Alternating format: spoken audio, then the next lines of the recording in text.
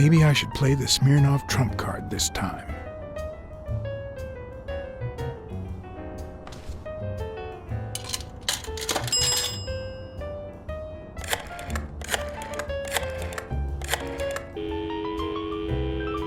Smirnov didn't know what to think. He asked me to watch out and call him as soon as I had more information.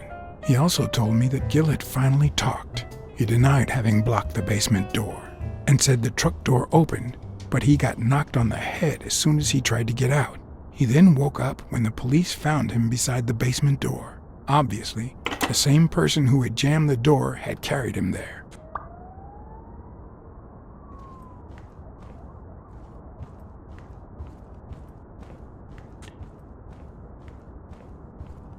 If Weekly were here, I'd have to tie his hands behind his back.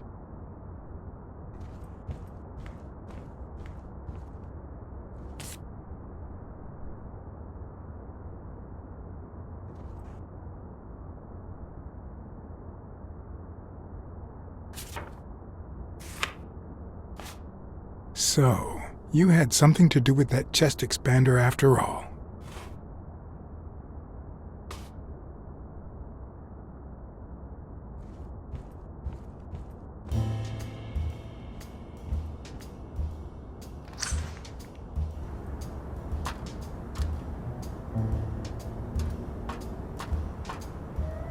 Cats aren't afraid of heights.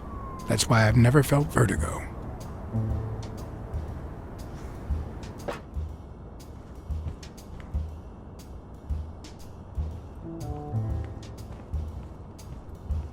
In my experience, when something looks really good, it ends up smelling really bad.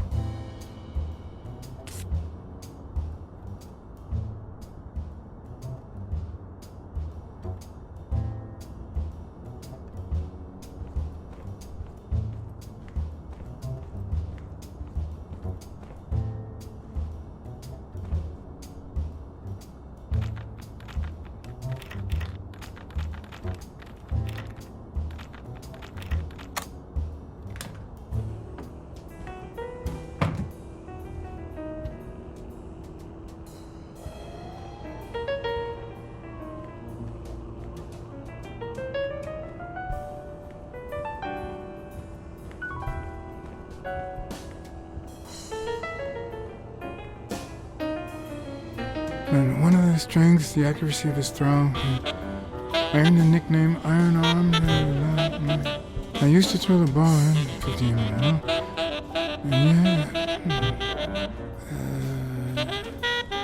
Whatever it wanted. And my coach, the great Geoffrey Sachs. And so I worked hard.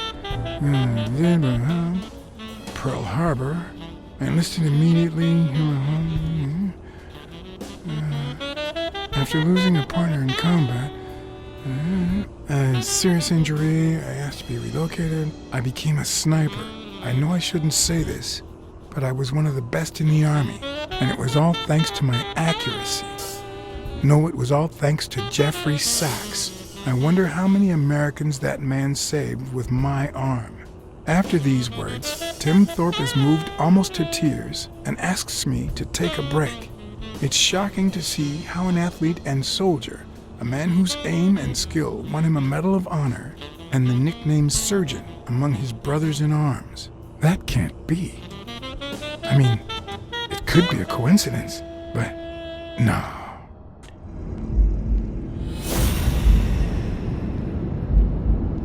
Why am I surprised? In every investigation, there comes a point where every single lead seems to go down the drain. And you have to retrace your steps to get back on the right track.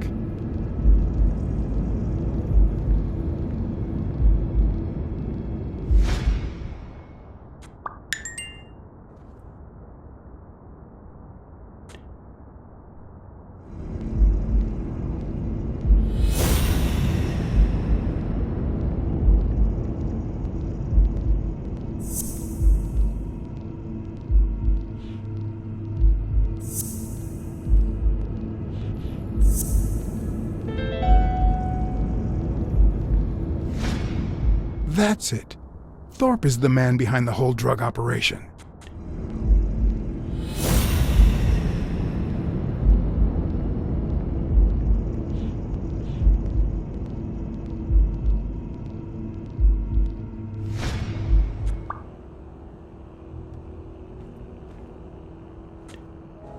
I better not use it. It might be connected to the switchboard at the front desk. It's a bit strange to see no office chair behind a desk, until you remember the desk's owner is in a wheelchair.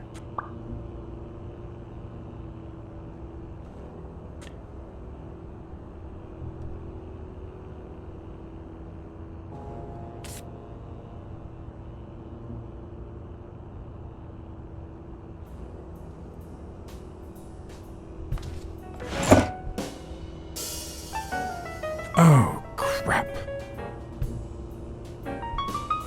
Of course.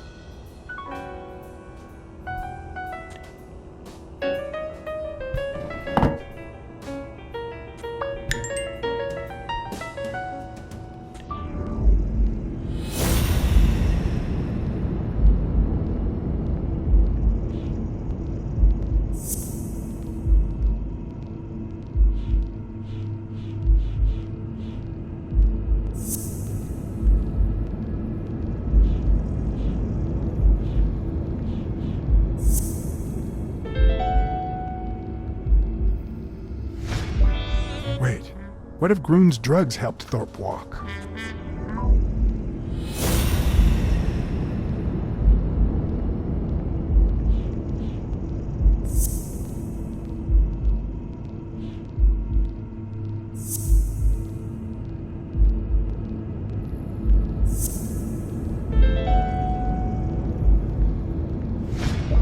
Of course, it wasn't Mitchell or Gill. It was Thorpe who shot Randall at the hospital. Everything adds up now. And yet I can already hear Smirnoff telling me I have no conclusive evidence. What if I set a trap for Thorpe? But how?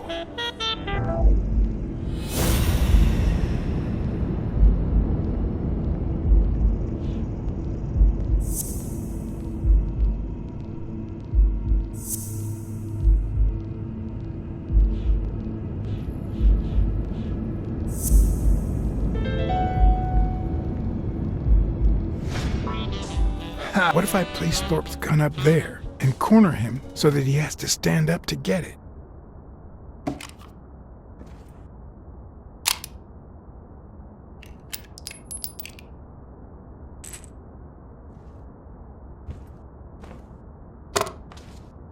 The show was about to begin. All I needed was an audience and some patience.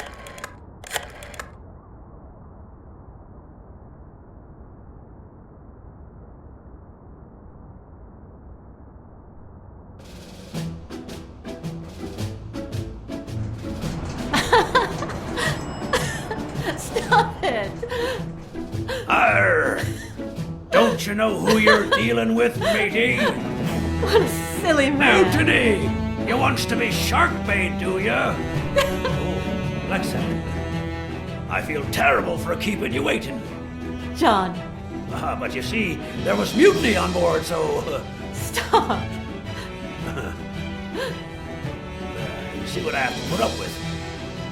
All right, helmswoman, to the cabin with you! Onward! Aye, aye, Captain. Come along, Blacksad. Julie, don't let anyone bother us.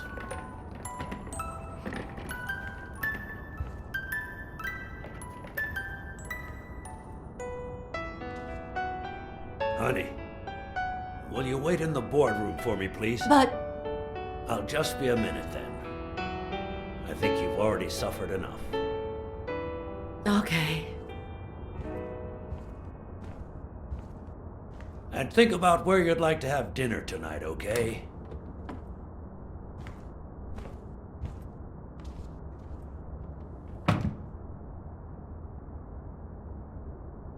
You see, I'm not gonna pay you for solving the case. Fair enough. The truth is, I didn't solve it. No, it's not that. You'll get every penny we agreed on, and more. But not because you solved the case, but for her. 2 days ago, she wanted to end it all. Drop out of college, sell the gym. Too many wounds to heal. But through your incredible work, you managed to heal them. Well, perhaps not completely. It takes time to get over something like this. But at least, Thanks to you, Sonia wants to be happy. She has hope. I'm going to help her make Dunn's Gym the best in the city. Who would have ever guessed it, huh? I'm happy for her. She's been through a lot, and honestly, I wasn't sure she'd make it. Well, she hasn't just yet, but she will in time. Anyway, back to the case. All those people you confronted. Gill, the German doctor, even Mitchell. Huh. I would have never suspected him. Did they say anything? Why did they do it? Did they mention any accomplices? They did mention a certain surgeon. Surgeon? You have any idea who that could be? A journalist told me. Ring a bell?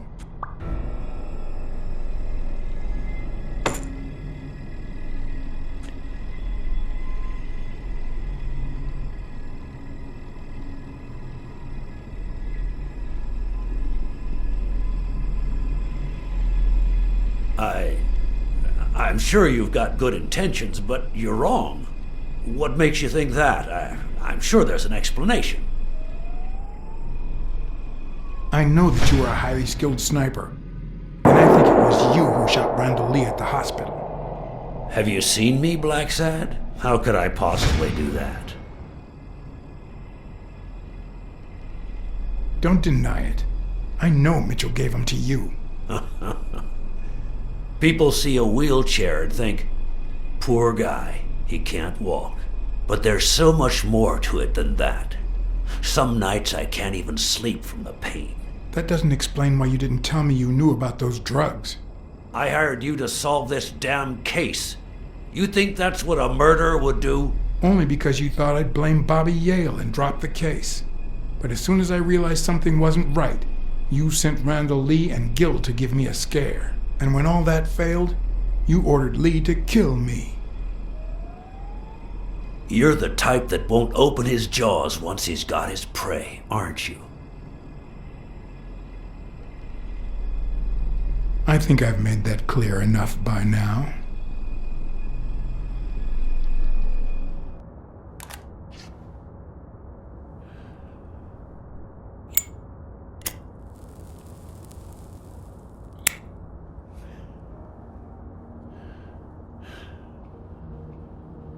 Put yourself in my place for a minute. You're a promising football player who just got back from the war, but you're still a nobody. The man you saved kindly opens his house to you, and that man is still undone by his wife's passing. He works all day at his gym, and he drinks himself to sleep at night. So you practically end up raising his daughter.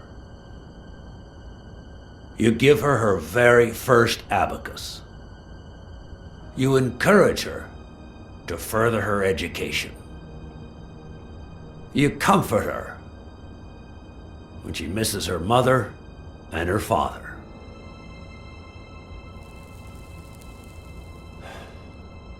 Meanwhile, your sporting career takes off. Life is good. Until one day, out of the blue, an accident cripples you.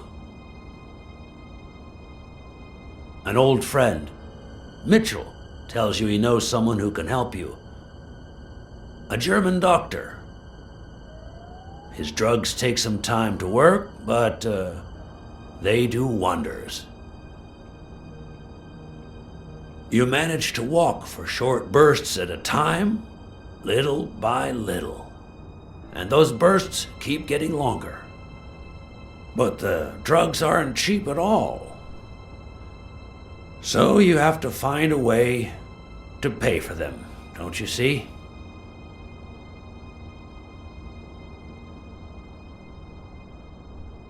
So you started by selling drugs to athletes. Then you decided to start an advertising agency to hire those same athletes. Drugs would help them excel, and you'd get better ad deals. The perfect business model. Your first client? Craig Spano. His career had hit a rough patch, so you decided to help him, to reboot his career. And yet, when the drug started having serious side effects, you got rid of him. Afraid he would talk, you tried to kill him. That's why he hid. From then on, your business was smooth sailing. You even began to think you were above the law. You thought that you were untouchable. Until Joe Dunn found out, and then, 2 days before his unfortunate death, he came to see you. That's enough now! You stop it!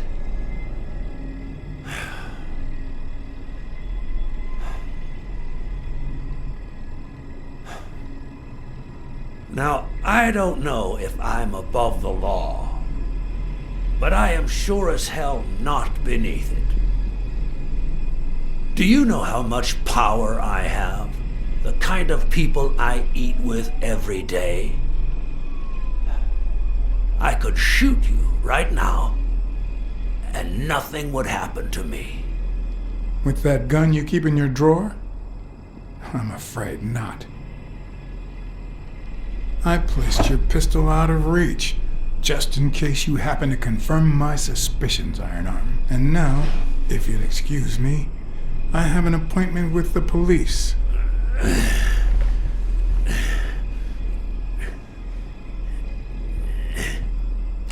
I won't let anyone wreck my life again. Sonia and I, we deserve a future.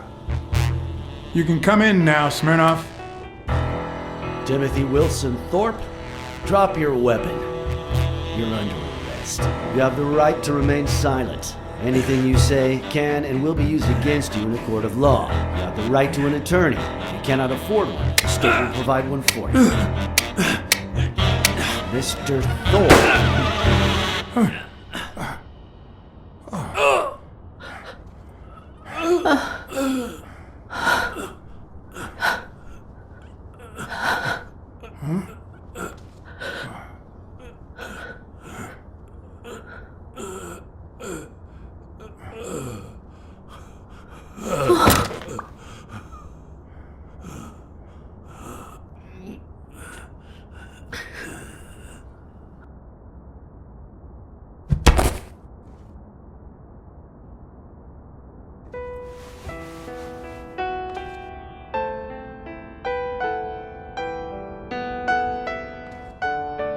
Sonia Dunn, you are under arrest for the death of Timothy Wilson Thorpe. You have the right to remain silent. Anything you say can and will be used against you in a court of law. Just shut up.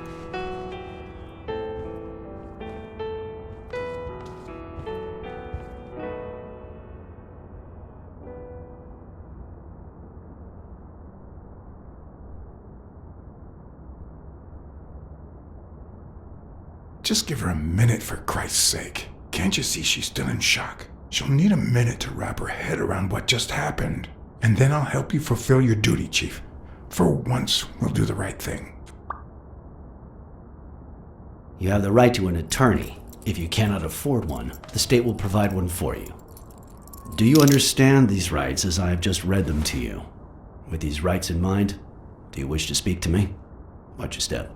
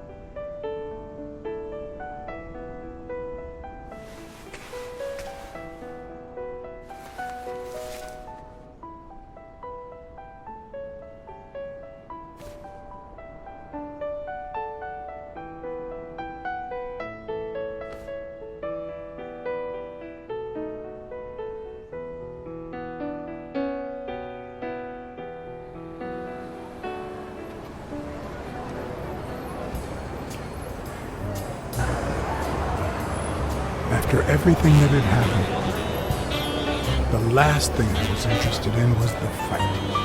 Did Yale take drugs before the fight? Did Stone let him win? I had done everything in my power for things to go the way my moral compass dictated. Whether anyone would listen to me, that was another story.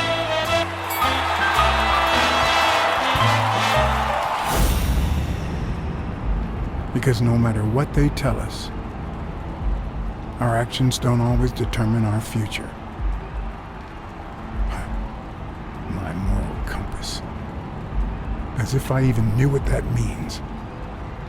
I didn't even know what to think of my performance throughout the case. Did I have a clear conscience? Would I have made the same decisions, given the chance?